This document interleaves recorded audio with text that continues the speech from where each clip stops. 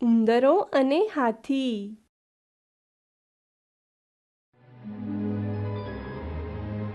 ખૂબ વર્ષો પહેલા એક ઘાટા જંગલમાં એક મોટા ઝાડના થડ પાસે તળાવડીની પાળ પર ઉંદરોનું એક ટોળું રહેતું હતું.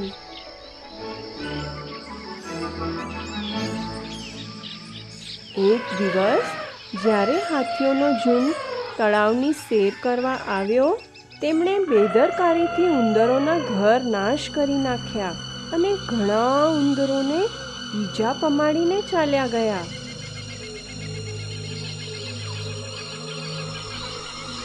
ઉંદરોએ સભા ભરી અને એમના સરદારને કહ્યું,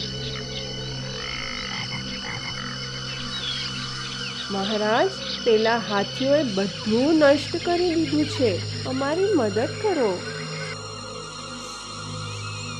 એટલે એ ઉંદરોનો સરદાર ગજરાજને મળવા ગયો અને એમને કહ્યું, હે બળવાન રાજા, હું આપની પાસે દયાની ભીખ માંગવા આવ્યો છું. આજે તમારા હાથીઓએ અમારા ઘણા બધા ઘરો નષ્ટ કરી દીધા છે અને મારી પ્રજાને ઈજા પહોંચાડી છે.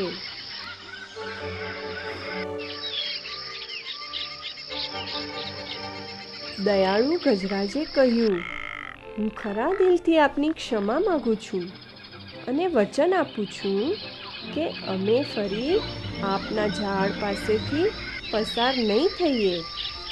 ઉંદરના સરદારે એમનો આભાર માન્યો અને એણે વચન પણ આપ્યું કે જરૂર પડશે ત્યારે તે હાથીઓની મદદ કરશે.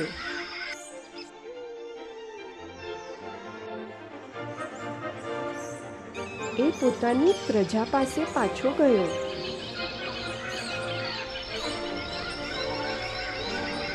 ઉંદરો અતિ આનંદિત થયા અને કહેવા લાગ્યા, સરદારની જય હો, દયાળુ ગજરાજની જય હો.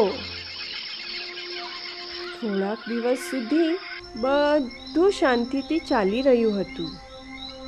એક દિવસ શિકારીઓની એક ટોળકી જંગલમાં આવી અને તળાવડીની પાળ પર શિકાર માટે જાળ બિછાવી.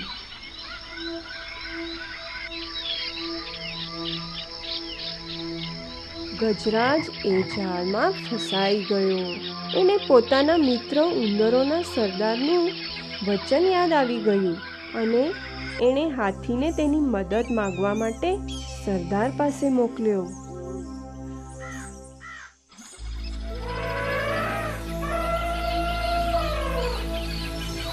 હાથી ધસીને ઉંદરના સરદાર પાસે ગયો અને કહ્યું, સાહેબ, અમારા રાજા શિકારીની જાળમાં ફસાઈ ગયા છે અને આપની મદદ માંગી રહ્યા છે. કૃપા કરી જલ્દીથી ચાલો.